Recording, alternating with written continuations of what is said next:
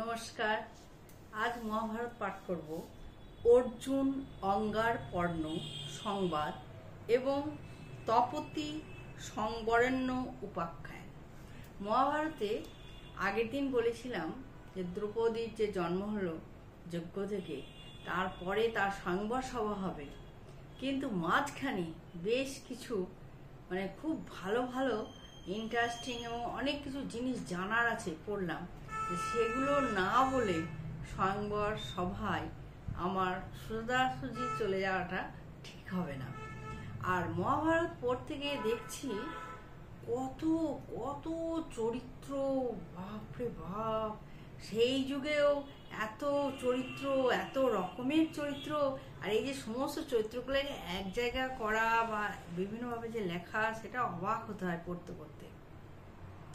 তা এখানে এই লেখাটা আমাকে এগুলো একটু পড়তে হবে, এগুলো স্কিপ করে দিয়ে গেলে হবে না।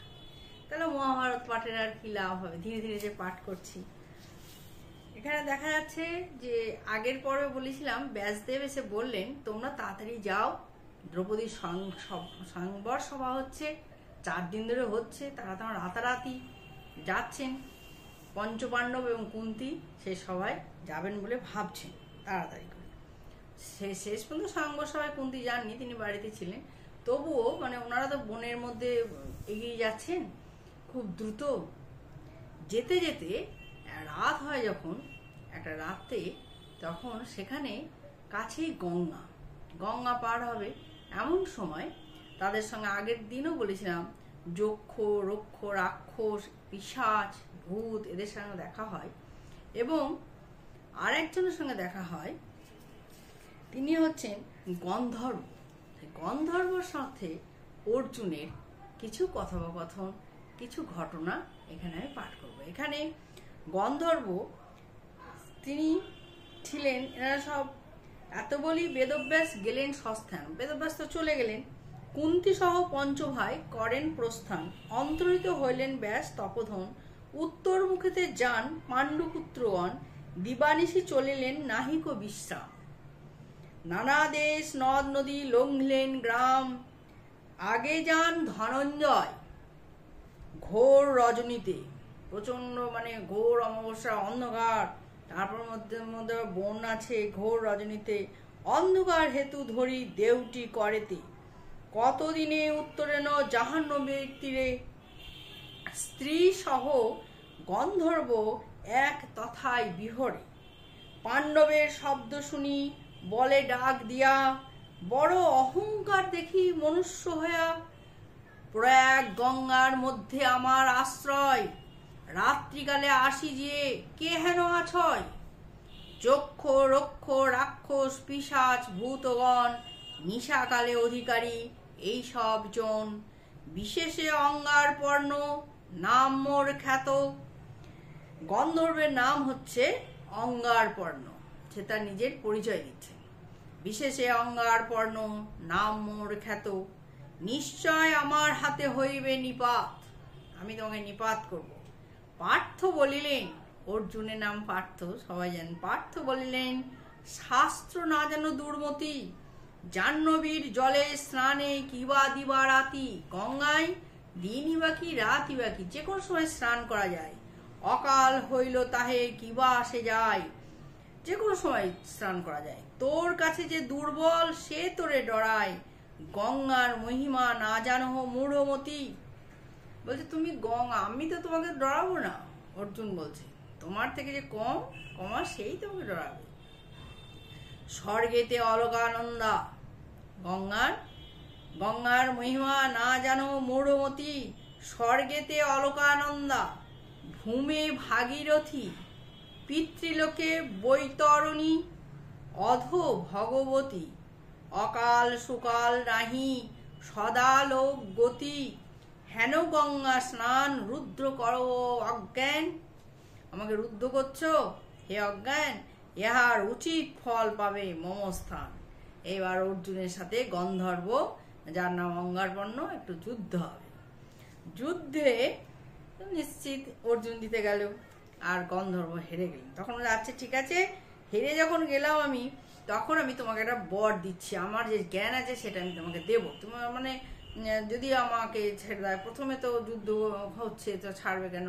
যখন হেরে যায় তখন গন্ধর্বের স্ত্রী, বহু স্ত্রী আছে, বহু সমস্ত নারীগণরা এসে যুধিষ্ঠিরের পায়ে পড়েন, বলছে ছেড়ে দিন আপনার ভাইকে, বলুন। মানে ঠিক ব্যাপারটা এরকম যে আমার স্বামীকে মানে বাঁচিয়ে দিন, তা না হলে তো আমাদের এতগুলো নারী বিধবা হয়ে যাবে। যুধিষ্ঠিরের মনে করুণা হলো, ভাইকে বললেন ভাই ছেড়ে দাও। তখন গন্ধর্ব এসে বলছেন যে আমি তোমাকে এমন একটা কিছু দেব বর যাতে তোমার ভালো হয়। তখন অর্জুন বলছে বাহ, আমার কাছে তুমি হেরে গেছো, আর আমি তো নেব তোমার কাছে একটা ভালো গুণ বর। হ্যাঁ, আমার এতই মানে মানে আমি এতটাই দুর্বল, মানে আমার এটা অসম্মান হবে, বীর সে যে পরাজিত তার কাছে কখনো নেওয়া যায় নাকি? তখন বলে না, এটা হতে পারে না। তারপর বলা হচ্ছে যে তাকে তখন বলেন যে মানে এদেরকে সমস্ত মানে বলছে যে তুমি জানো তুমি কে? হ্যাঁ, তুমি তো কিছু জানো না, তোমার যে পূর্বপুরুষ পুরো বংশ যে কিভাবে হলো সে তো তুমি জানো না, আমি তোমাকে সেই গল্প করব।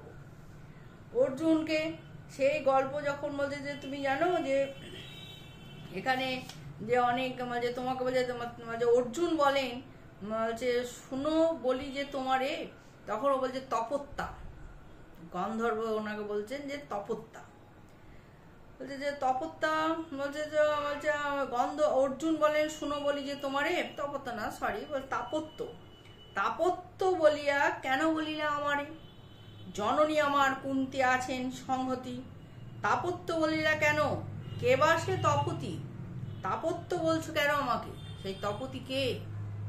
অর্জুন বলছেন। তখন উনি বললেন ঠিক আছে তুমি তো জানো না, আমি তোমাকে বলছি কেন আমি তোমাকে তাপত্য বললাম, তপতি বা কে আর কেন। তখন এই যে গল্পটা শুরু হবে এর পরের দিন আবার বলবো, অনেকটা আছে, অনেক রকমের আছে, অত মানে তাড়াহুড়ো করলে তো আসলে বলা যাবে না। এখানে যে মানে হেরে গেছেন সে তো তারপর তখন বলছে ঠিক আছে। অর্জুন তার আগে যে কথাটা একটা বলেছেন, আমি যেটা ভাষায় বললাম, অর্জুন বলেন তুমি হারিলা সমরে, তব স্থানে লব অস্ত্র না শোভে আমারে। এ হচ্ছে বীরের কথা। অর্জুন তুমি হারিলা আমার সমরে, তব স্থানে লব অস্ত্র না শোভে আমারে।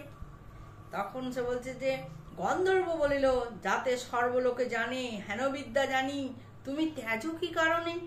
অর্জুন বলেন আমি জানিনু সকল, ভয় পেয়ে এতে বিনয় কেন বলো, তুমি তো ভয় পেয়ে এসব বিনয় করছো। গন্ধর্ব বলেন আমি জানি যে তোমারে তপতি হইতে জন্ম বিখ্যাত সংসারে, তপতি হইতে তোমাদের জন্ম, তাই তোমাকে তাপত্য বলছি। তখন বলছে না আমার মা কুন্তি, তোমার সেই তপতি কে সেটা আমি তোমাকে শুনিয়ে বলছি। গন্ধর্ব বলিল শোনো ইহার কারণ, তব পূর্ব বংশ কথা শুনো দিয়া মন, তোমার পূর্বের বংশের কথা তুমি মন দিয়ে শোনো। এই তো সূর্যের কন্যা হইল তপতি, তপতি হচ্ছে সূর্যের কন্যা, আমরা তো তপতি নামের মানটাতে জানি। সূর্যের কন্যা হইল তপতি, ত্রৈলোক্যতে তার সমান নাহি রূপবতী, মানে ত্রিভুবনেও তার সমান কেউ রূপবতী নেই। যৌবন সময়ে তারে দেখি দিনকর, চিন্তিলেন নাহি দেখি কন্যা যোগ্য বর। দিনকর সূর্য, তার মতন দেখে বর পাওয়া যাচ্ছে না। তোমার উপর বংশে রাজা সম্বরণ, তোমাদেরই বংশধর পূর্বপুরুষ, সে রাজার নাম সম্বরণ। সম্বরণ নিরবধি করিলেন সূর্যের সেবন, উপবাস নিয়ম করেন চিরকাল, তাহাতে হলেন তুষ্টদেব লোকপাল। সূর্যের সেবায় সম্বরণ মহারাজা, রূপে অনুপম হইল বলে মহাতেজা। তার রূপগুণে তুষ্ট হইল দিনকর, মনে চিন্তা কইল তপতির যোগ্য বর। তখন তিনি ভাবছেন এবার তপতির যোগ্য বর হয়েছে। তবে কতদিনে সম্বরণ নৃপবর, মৃগয়া করিতে গেল অরণ্যের ভিতরে মৃগয়া করতে গেলেন। আর সেখানে মানে ঘোড়া ছিল অনেক, তাদেরকে সব মানে অনাহারে পদব্রজ তাদের মানে মারা গেল সব, মানে যে ঘোড়া তা সবাই মারা যখন যায় তখন তিনি এবার হাঁটতে লাগলেন। পদব্রজে ভ্রমে নরবর, দিক জানিবারে উঠে পর্বতের উপরে উঠলেন। এইবার এইখানে তপতি রূপ বর্ণনা করা আছে। পর্বতে উপরে দেখে কন্যা নিরুপমা, বিদ্যুতের পুঞ্জ কিবা কাঞ্চন প্রতিমা, কন্যার রূপের তেজে দীপ্ত করে গিরি। দেখিয়া নৃপতি চিন্তে আপনা পাশুরি, সফল আমার জন্ম বলে নৃপবর। হেন রূপ দেখিলাম চক্ষুর গোচর, পূর্বেতে নৃপতি যত দেখিল স্ত্রীগণে, সবাগারে নিন্দা রাজা করে নিজ মনে। মানে এতদিন আগে যা যা নারী আমি দেখেছি তারা ঠিক ঠিক এতটা সুন্দর নয়, এরকম উনি বলছেন। ত্রিভুবন রূপ কিবা বিধাতা মথিল, সবাকার শ্রেষ্ঠ করি ইহারে নির্মিল। সবার থেকে শ্রেষ্ঠ রূপ তপতি, স্থির করি কায় রাজা করে নিরীক্ষণ। এক চিত্তে দেখে যাচ্ছে। চিত্তের পুত্তলি প্রায় হইল রাজন, কতক্ষণে নৃপতি মধুর মৃদ ভাসে, মদনে পীড়িত হইয়া গেল কন্যা পাশে। রাজা বলে কহ শুনি মন মথ মোহিনী, নির্জন কাননে কেন আছো একাকিনী। রাতুল চরণ কিবা যুগপদ্ম চারু, তাহাতে স্থাপন তব যুগ্ম রম্ভা উরু। নিতম্ব কুঞ্জর কুম্ভ কোটি দেশ সরু, নয়ন খঞ্জন যুগ কামচাপ ভুরু। অতল যুগল কুচ কন্দর্প কলস, ভুজঙ্গ যুগল ভুজ জঘন সরস। অনিন্দিত অঙ্গ কন্যা দেখিয়া তোমার, পড়শিতে বাঞ্ছা করে রত্ন অলঙ্কার। কেবা তুমি দেবকন্যা অথবা অপ্সরী, নাগিনী মানুষী কিবা হবে বা কিন্নরী। কত দেখিয়াছি চক্ষে শুনিয়াছি কানে, এ হেন অপূর্ব রূপ লোকে নাহি জানে। কে তুমি কাহার কন্যা কহ শশীমুখী, কি হেতু পর্বত মধ্যে আছো একাকী। তাহলে সম্বরণ রাজা তপতিকে দেখে তার রূপ বর্ণনা করছেন এবং তাকে প্রশ্ন করছেন কেন তিনি এই পর্বতে একাকী আছেন। এরপরে বৃত্তান্তটা আবার পরের দিন বলবো। আজ এই পর্যন্ত থাক, ভালো থাকবেন সকলে।